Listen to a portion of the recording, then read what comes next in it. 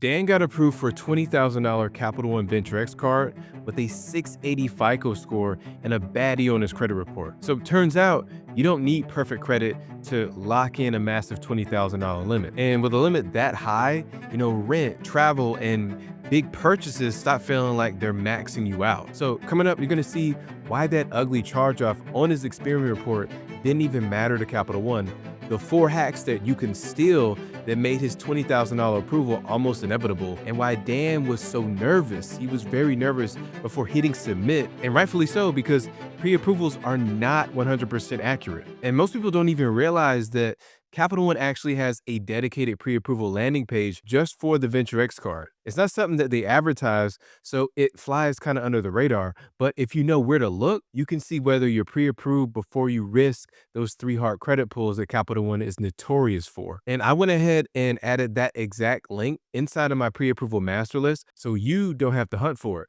That way you can check your odds first and only move forward if it looks good. And I keep this list updated monthly.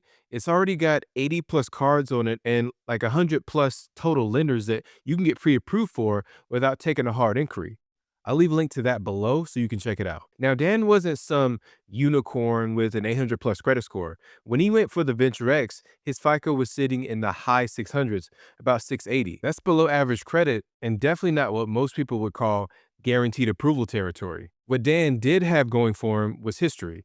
He wasn't a stranger to Capital One.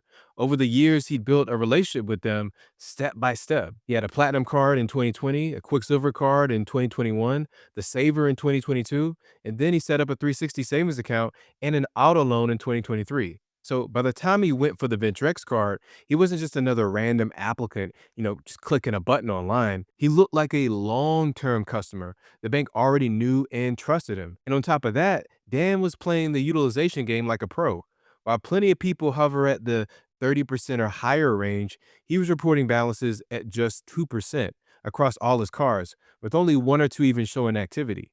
And that kind of discipline signals to lenders that you can borrow responsibly without leaning on credit to survive. Of course, his profile wasn't spotless.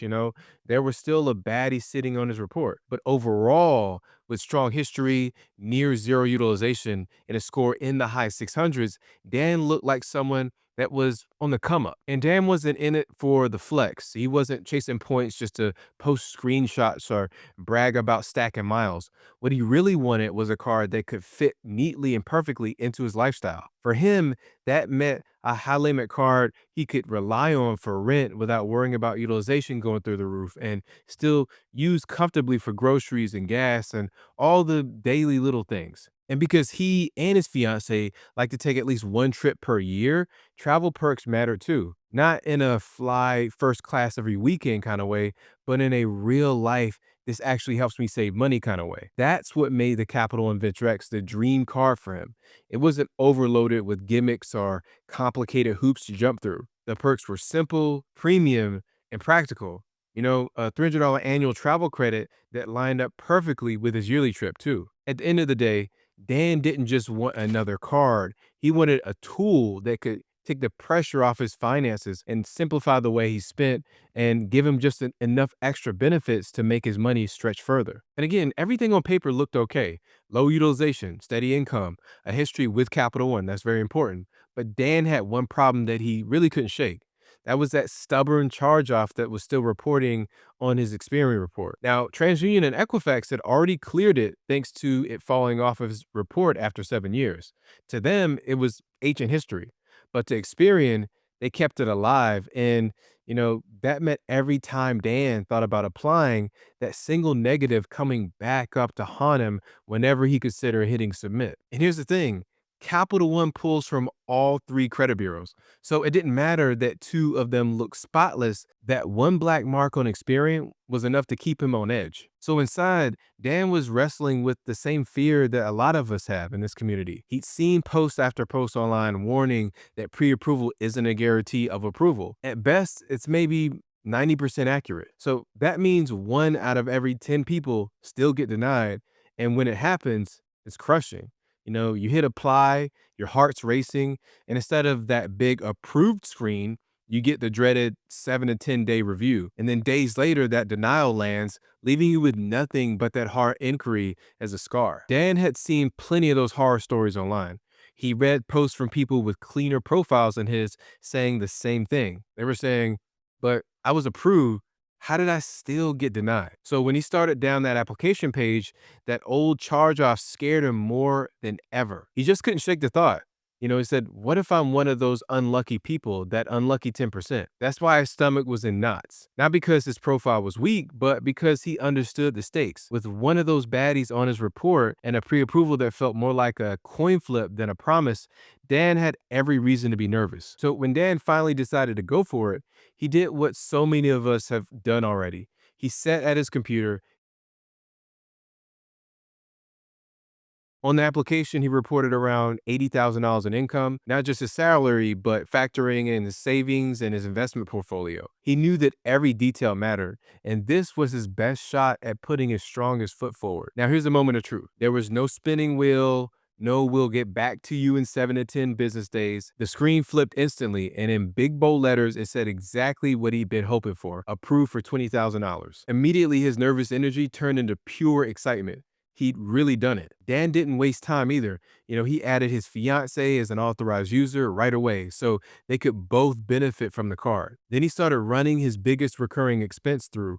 He ran his rent payment through the Ventrex card. Now, I'm assuming he used a service like Plastique, which is pretty typical in situations like this they use it to pay rent and hit a sign up bonus faster. But listen, the cherry on top was the $300 Capital One travel credit, which fit perfectly into the rhythm of his life. Once a year, like I said earlier, him and his fiance take a trip, and now that card basically paid them back just for doing something they were already going to do. And I would say, here's what makes Dan's approval stand out even more.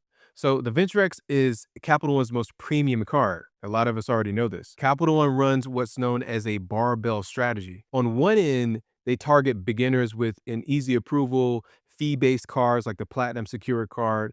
And then on the other end, they aim at high-end users with their flagship premium product, the VentureX card. There's almost nothing in that middle. That's why the VentureX card is known for being tough to get. I've seen plenty of people with high 700 plus scores get denied outright. So it's not just about numbers, it's about the entire profile. Capital One seems to be keeping their approval bar higher for this card than almost any other card in their lineup. And the VentureX isn't just any Visa card, it's a Visa Infinite card. And that comes with a hard floor. The minimum starting limit you can possibly get is $10,000. But in practice, the limits are even way higher. Many people walk away with 20K, 25K, or even 30 plus $1,000 approvals. In fact, my own Venturex card limit sits at $29,000 right now. And that's why approvals like Dan's matter. You're not just getting another $500 or $2,000 starter card. This is a product where Capital One is effectively saying, we trust you with 5 figures on day one. And to be honest, I get the nerves. I remember being scared to even apply myself, not only because of the VentureX's stricter criteria, but because Capital One is notorious for pulling all three credit bureaus. That means Experian, Equifax, and TransUnion. So 3 hard pulls at once is enough to make anyone hesitate. And personally, I decided to sidestep the risk by product changing my Quicksilver card into a VentureX card instead of applying fresh. It was kind of my way of avoiding a possible denial. Now, I want to say that Dan didn't just stumble into his $20,000 approval by luck. Whether he realized it or not, he followed a playbook that anyone in this community can copy. So here's what worked for him and how you can apply the same moves. First, he found out that bank loyalty counts. Dan wasn't just a random applicant. He was a customer that Capital One already knew. And over the years, he opened multiple cards and a savings account and even took out an auto loan with them. So that history really mattered. By the time he applied for the VentureX card, he'd already shown Capital One that he was more than just a number on a screen. So if you're looking for a big approval, don't underestimate the power of building trust with one bank before asking for more. And then 2, he kept his utilization ultra low. So at the moment that he applied, Dan's utilization was just 2%. That's in elite territory. And for context, FICO score high achievers, the people with scores north of 760, almost always keep their usage below 10%. And the best possible scores tend to come when you're reporting just 1%. Now, Dan, obviously, he didn't need to be perfect, but keeping balances nearly at zero, he showed lenders like Capital One that he could borrow without relying on debt to survive. And 3, time is your friend. One of the quietest but most powerful parts of Dan's profile was this. He hadn't applied for any new accounts, any new cards in almost 2 years. So there was no shotgun of applications, no flurry of inquiries, just patience. And to a lender, that looks like stability. It really says that I'm not desperate. I'm not chasing credit. I just want the right card at the right time. And as a rule of thumb, keeping your new inquiries under 3 in the last 6 months makes you look rested, not risky, and banks really love that. And then 4, don't let old negatives scare you. Here's really the part that makes Dan's story so relatable. He wasn't perfect. He had an old charge off still stuck on Experian, but it didn't even matter because it was more than 7 years old. And lenders know that the older a derogatory is, the less predictive it is of your future behavior. And in fact, once you cross the 24-month mark, most negatives lose a significant amount of their sting. Dan could have let that one baddie stop him from applying, but instead he proved something important. Old wounds don't have to define your future approvals. And I gotta say, I learned that Capital One isn't always as rigid as people think. In fact, they can actually surprise you. And right now, Saver users are pulling off limit increases in the first 30 days after account opening. So check out the next video right here to see how 5 average people boosted their limits by up to $14,000 in just a few months with Capital One. I'll see you over there, and thank you for watching.